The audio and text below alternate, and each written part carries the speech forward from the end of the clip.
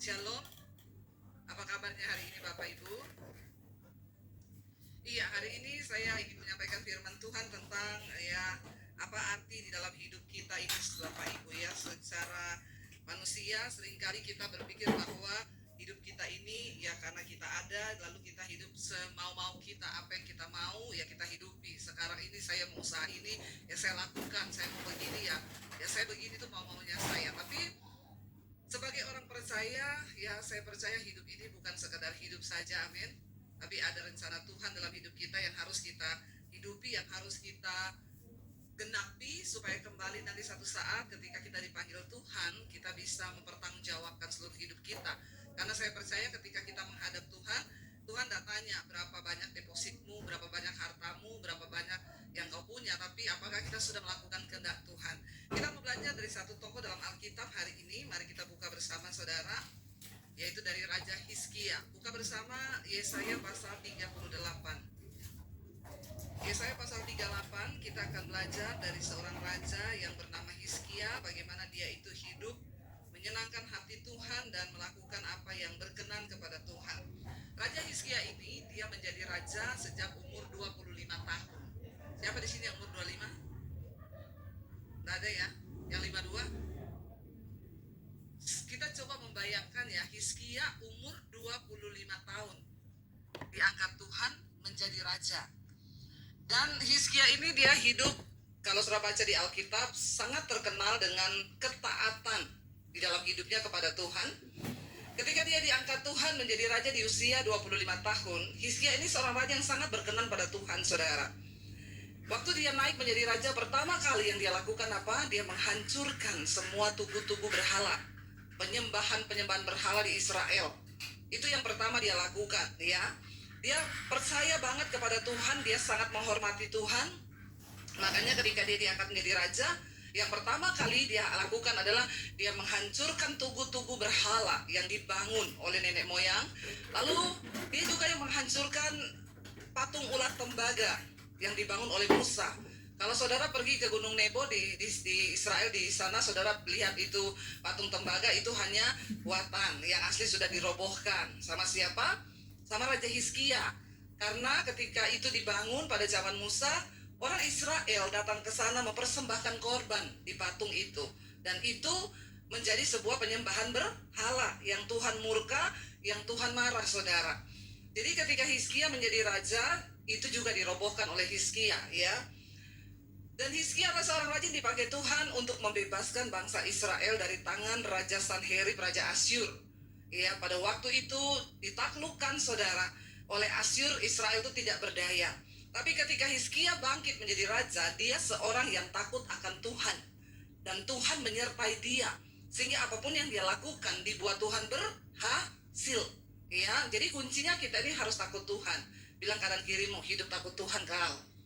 Ya, supaya kau disertai dan diberkati Tuhan. Kita baca bersama Yesaya 38. Judul perikopnya Hizkia sakit dan disembuhkan, saudara. Kita mau lihat kenapa Hizkia itu diberkati Tuhan, bahkan doanya dijawab. Baca bersama ayat yang pertama. Pada hari-hari itu Hizkia jatuh sakit dan hampir mati. Lalu datanglah Nabi Yesaya bin Amos dan berkata kepadanya, beginilah firman Tuhan, sampaikanlah apa? Pesan terakhir kepada keluargamu, sebab engkau akan mati dan tidak akan sembuh.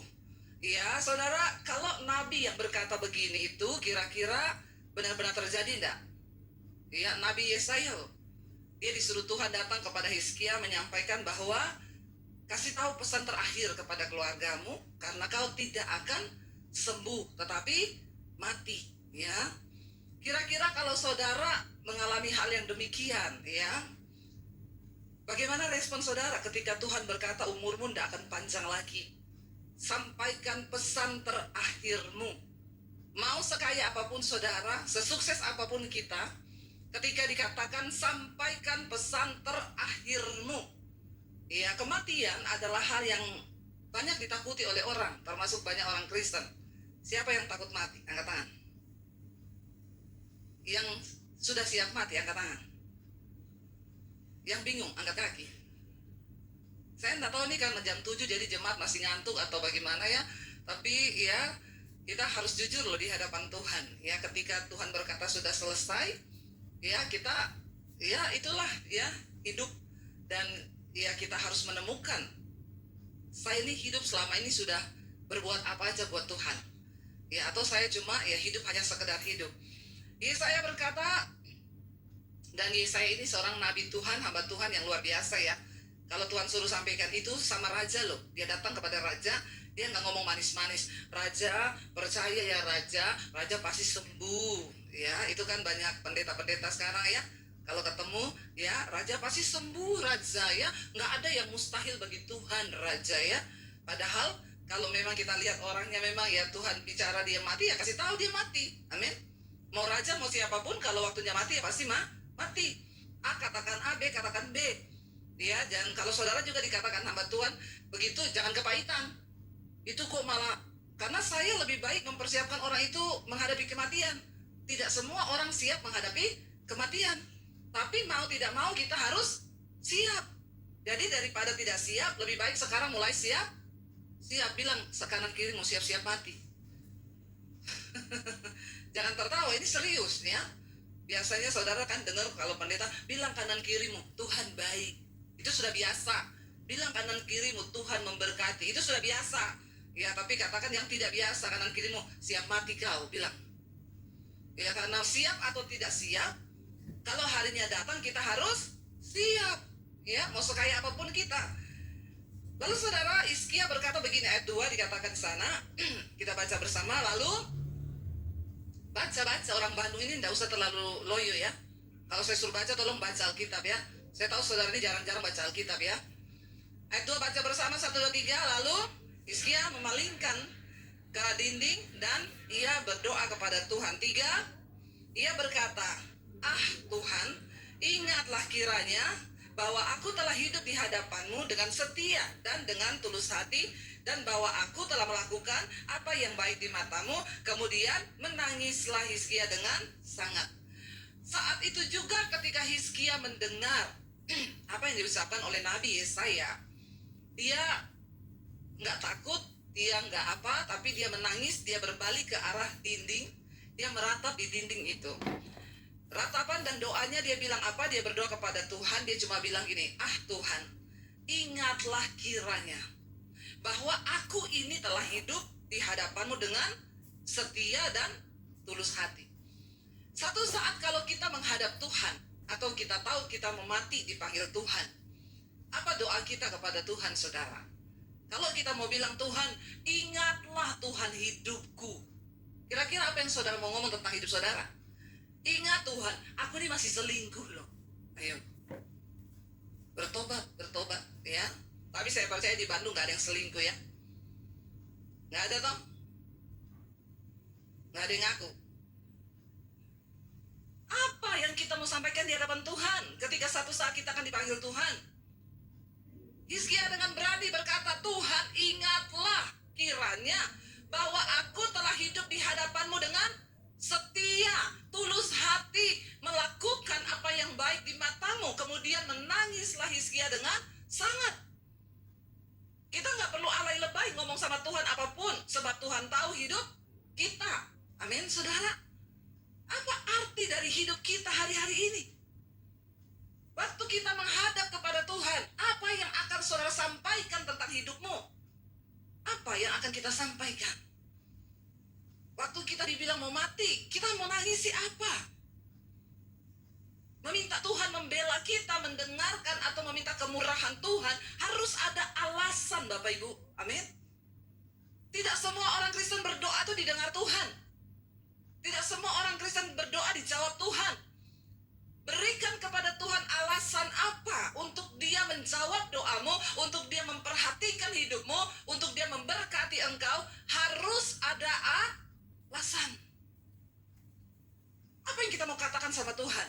Ingatlah Tuhan, aku nih kalau hidup berantem terus sama istriku. Aku nih suami yang kasar, mulutku kotor, jorok. Apakah hal-hal yang seperti itu yang kita mau katakan di hadapan Tuhan? Ya, apa yang kita mau katakan? Tuhan, ingat aku nih istri yang memberontak sama suami. Ingat Tuhan, aku nih anak. Aku ini hidup dalam percabulan, dalam kenajisan. Hello saudara. Berikan Tuhan alasan. untuk mempertimbangkan hidup kita, agar dia bisa mendengar dan menjawab setiap doa dan permohonan kita. Amin. Apa alasannya Tuhan harus memperhatikan engkau? Apa alasannya untuk Tuhan menjawab doamu? Yang pertama, Hizkia bilang, ingat aku ini telah hidup di hadapanmu dengan setia. Saudara, dalam hidup ini kita akan menghadapi banyak masalah, persoalan, pergumulan. Pertanyaannya, apakah kita setia kepada Tuhan sampai di garis akhir? Apakah kita tetap mau berkata, hanya Engkau Tuhan yang aku puji, hanya Engkau yang aku sembah Tuhan. Aku gak mau peduli seberat apapun masalah yang sedang aku hadapi. Sekali Yesus, aku mau bilang tetap Yesus di hatiku. Amin, saudara. Jangan pernah berkata, Engkau ada enggak Tuhan? Ya, aku ini sudah ikut Engkau, tapi buktinya sampai hari ini di mana Tuhan? Ya, jangan beri kesempatan kepada iblis, saudara, untuk kita ini murtad, walaupun hanya secara rohani. Banyak hari-hari ini orang Kristen yang murtad secara rohani, yang tidak lagi percaya kepada Tuhan. Tapi mari kita mau katakan, aku tetap percaya Tuhan. Apapun keadaanku hari ini, aku mau tetap bilang, Engkau setia bagiku. Sekalipun aku sedang ada dalam lembah air mata, dalam lembah kekelaman, aku mau ngomong, Engkau setia Tuhan. Itu yang Tuhan cari dari hidup kita hari-hari ini, saudara. Apakah kita jadi anak-anak Tuhan yang setia? Jalani proses, tidak usah protes, amin. Karena hidup ini adalah sebuah perjuangan, pertandingan. Hidup ini berat, kata kitab Ayub. Hidup ini berat. Ya, kalau sederhana itu rumah makan Padang, bukan hidup. Jadi yang namanya hidup ini pasti berat. Pasti ada perjuangan. Kalau udah gak mau berjuang, ya jangan hidup. Tapi selama masih mau hidup, harus siap untuk berjuang bersama Tuhan. Kita pasti menang, katakan amin. Yang kedua, Hizkia bilang, aku ini hidup dengan tulus hati di hadapan Tuhan. Ketulusan itu yang Tuhan lihat dari hidup kita, saudara. Mengasihi Tuhan itu harus tulus. Tapi ketulusan itu tidak bisa dilihat sebagai ketulusan kalau tidak melalui ujian. Ya, apakah kita mengasihi Tuhan dengan tulus atau cuma karena ada maunya? Banyak orang datang ke gereja memberi persembahan karena ada iming-iming. Karena kalau memberi pasti akan diberkati. Main judilah kita sama Tuhan. Banyak Alkitab bilang, ya, jadilah tenang supaya kamu bisa berdoa. Kalau kita tidak tenang, kita berdoa, itu doanya salah. Doanya ego. Doanya nyuruh-nyuruh Tuhan. Doanya memerintah Tuhan. Tapi ketika kita tenang, duduk di kaki Tuhan, nangis aja nangis. Lalu saya mulai mencoba membuka hati dan berkata, Tuhan, apa yang sedang Engkau mau dari hidupku? Ajar aku Tuhan, untuk melakukan apa yang berkenan di mata-Mu Tuhan. Tadinya saya berdoa begini, Tuhan, saya sudah bersaksi loh kemana-mana saya beli rumah. Kalau sampai rumah ini tidak bisa bayar lalu ditarik orang sama saya, siapa yang malu Tuhan? Kau loh Tuhan yang malu. Betapa kurang ajarnya saya. Ya, saya mau tanya saudara, Tuhan malu apa enggak karena kita? Ya kitalah yang malu, bukan Tuhan. Ketika saya akhirnya mencoba menenangkan hati, duduk di kaki Tuhan dengan ketulusan, mencoba mengerti apa yang Engkau mau dari persoalan yang saya hadapi Tuhan. Apa rencanamu, apa kehendak-Mu dari persoalan ini? Kasih tahu sama saya Tuhan, supaya saya mengerti. Ampuni saya selama ini kalau saya salah berdoa. Lalu Roh Kudus mulai bicara di situ. Kenapa kamu berdoa bilang aku akan malu kalau rumahmu ditarik? Aku Tuhan, aku mulia, aku agung, aku itu mulia, keagunganku itu melampaui segala-galanya. Jadi kalau rumahmu ditarik, aku tidak akan pernah dipermalukan. Yang malu itu kau, bukan aku. Hello? Jadi tidak usah menodong-nodong Tuhan. Ngomong Tuhan malu, padahal yang malu kita. Tuhan itu melihat sampai kedalaman hati. Akhirnya saya mulai menangis, saudara, di situ. Tiba-tiba saya menaikkan satu pujian. Saya mulai menangis dengan air mata yang bercucuran. Saya bertobat. Saya bilang, Tuhan, saya nyanyi, sekalipun Kau tak menjawabku, sekalipun Kau tak lepaskanku, namun ku akan tetap menyembah-Mu, takkan ku tukar dengan apapun. Saya bilang, Tuhan, walaupun Kau tidak jawab doaku, walaupun Kau tidak lepaskan aku dari masalahku ini, Aku mau tetap bilang, aku akan tetap menyembah-Mu sebab Engkau Tuhan, Juru Selamat, kekasih, pengharapan bagi hidupku. Katakan, kita mengikut Tuhan ini karena apa?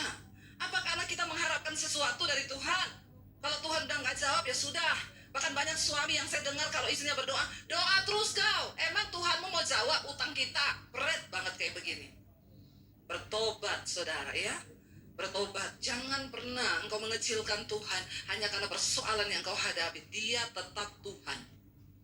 Dan itu gak akan merubah kemuliaannya. Kitalah yang harus berubah. Waktu saya mulai mengubah doa saya mulai pasrah dan bilang, Tuhan, dulu saya juga gak punya rumah. Jadi sekarang kalau rumah ini mau diambil, ambil Tuhan. Aku tetap bilang Tuhan baik.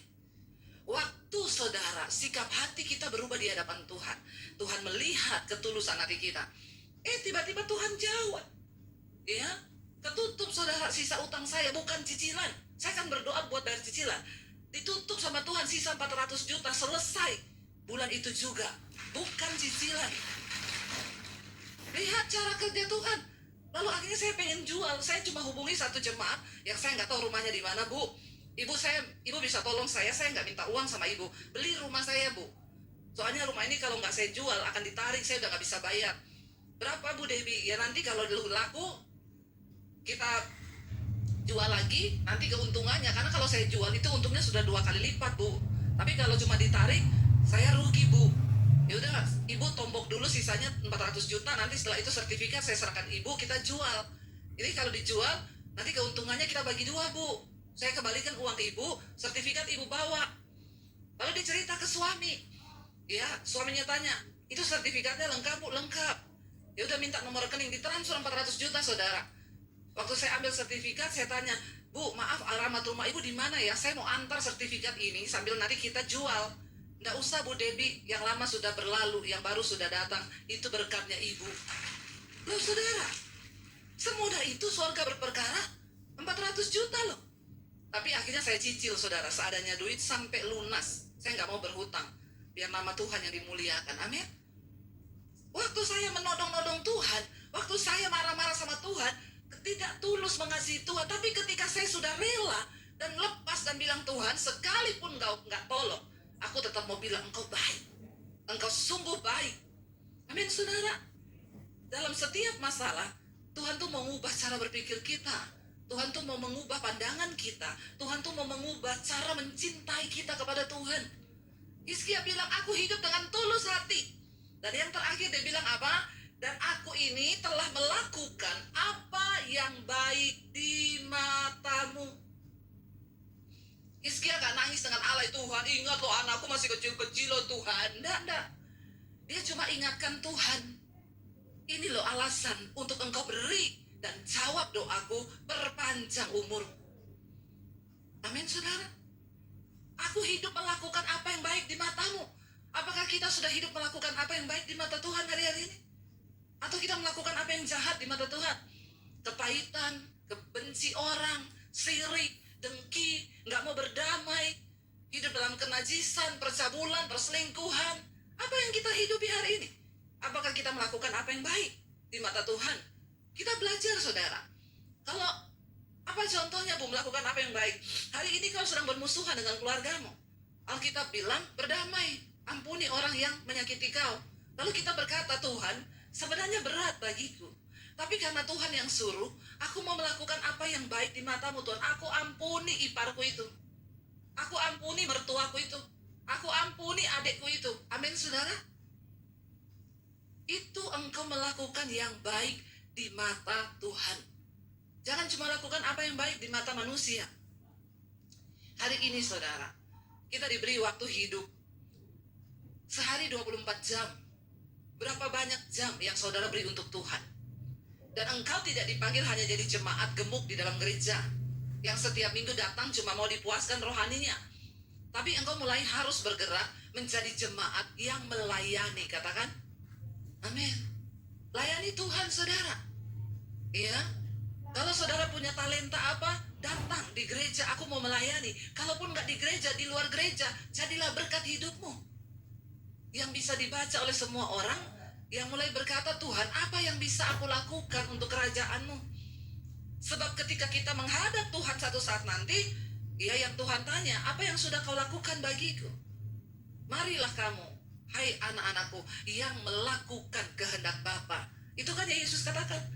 Pada akhir zaman nanti banyak orang akan datang ngaku-ngaku, Tuhan, aku melakukan mujizat demi namamu, aku usir setan demi namamu, aku bangkitkan orang mati demi namamu. Tuhan bilang, enyah engkau semua daripadaku, aku tidak mengenal engkau, sebab engkau pembuat kejahatan. Tapi Yesus bilang, tapi aku akan berkata begini, marilah kamu yang melakukan kehendak Bapa, ayo masuk dalam kerajaanku yang mulia. Jadi saudara, pada akhirnya yang Tuhan cari dari hidup kita, apakah kita menjadi orang-orang yang melakukan kehendak Bapa, apa yang baik di mata Tuhan. Kalau kau tahu kita harus hidup dalam kekudusan, jangan bersinah, ya bertobat, tinggalkan. Ya, kalau kau tahu rokok itu tidak berkenan pada Tuhan, ya tinggalkan, berusaha, berjuang, karena kita mau menyenangkan hati Tuhan, melakukan apa yang baik di mata Tuhan. Suami-suami, bukankah engkau pengen istrimu melakukan apa yang baik di matamu? Istri-istri juga begitu kan? Ya, kalau menurut saya sebagai istri, ya apa yang baik di mata saya? Ya suami jangan pergi pulang malam-malam. Iya nggak, Bapak Ibu? Ya ketika istri melakukan, suami melakukan yang baik, kan rumah tangga kita jadi harmonis. Sama Tuhan pun begitu, menjadi orang Kristen. Bukan cuma sekedar masuk luar gereja, puluhan tahun kau jadi Kristen. Tapi apakah kita sudah melakukan apa yang baik di mata Tuhan? Kemudian dikatakan, menangislah Hizkia dengan sangat. Ayat yang berikutnya, kita baca ayat yang ke-4. Maka berfirmanlah Tuhan kepada Yesaya, pergilah katakanlah kepada Hizkia, beginilah firman Tuhan, Allah Daud, bapa leluhurmu. Apa? Telah ku dengar doamu, dan telah ku lihat air matamu. Sesungguhnya, aku akan memperpanjang hidupmu 15 tahun lagi. Dan aku akan melepaskan engkau dan kota ini dari tangan Raja Asyur. Dapat bonus saudara, ya, Asyur adalah sebuah kekuatan yang kuat. Tapi karena Hizkia berkenan kepada Tuhan, dia sebutkan alasan-alasan hidupnya, sehingga Tuhan menjawab doanya. Bukan hanya kesembuhan diberi, tapi bonusnya Tuhan melepaskan dia dari tangan Raja Asyur, dan aku akan memagari kota ini. Sebab kemenangan Raja berasal dari Tuhan. Inilah yang akan menjadi tanda bagimu bahwa Tuhan akan melakukan apa yang telah dijanjikannya, dan lain sebagainya. Saudara bisa baca. Saudara, doa Hizkia adalah doa yang tokjer. Saat dia berdoa, saat itu juga Tuhan jawab. Yesaya belum sempat pulang ke rumah, berbalik sama Tuhan, disuruh balik kembali ke istana. Aku mendengar doa Hizkia, aku melihat air matanya, pulang kembali. Sampaikan, aku akan memberi dia umur panjang 15 tahun lagi, diberi kesempatan, ya lalu aku beri bonus, aku akan lepaskan bangsa ini dari tangan Raja Asyur. Bukan dengan peperangan, bukan dengan perjuangan, bukan dengan kekuatan militer, tapi cuma dengan perkenanan Tuhan.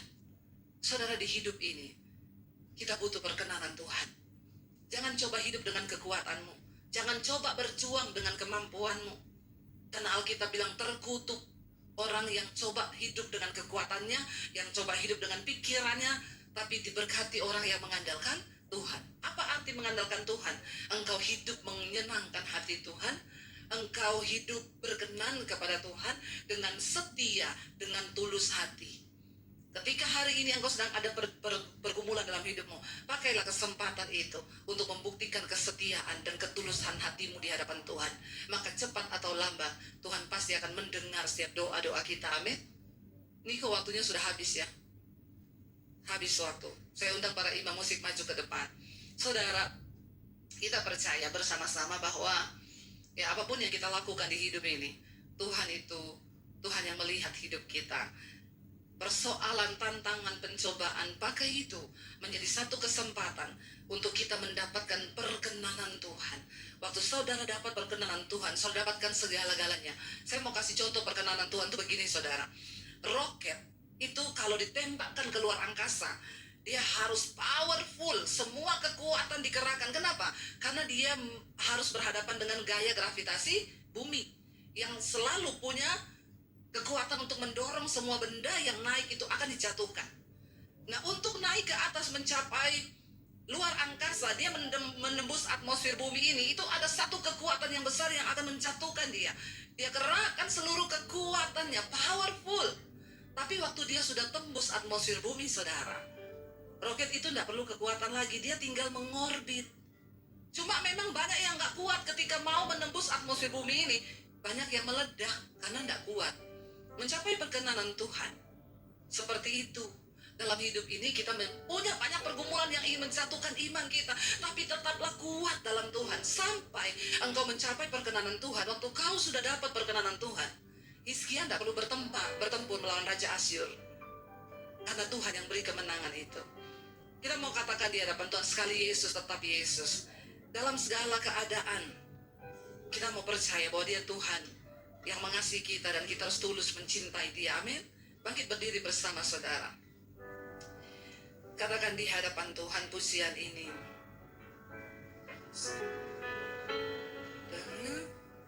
Sekali Yesus, tetap Yesus di hati kami Tuhan. Sekali Yesus, selamanya Yesus. Harapanku takkan hilang, karena kasih-Nya sekarang ku ada. Oh Yesusku, ku cinta Kau selamanya.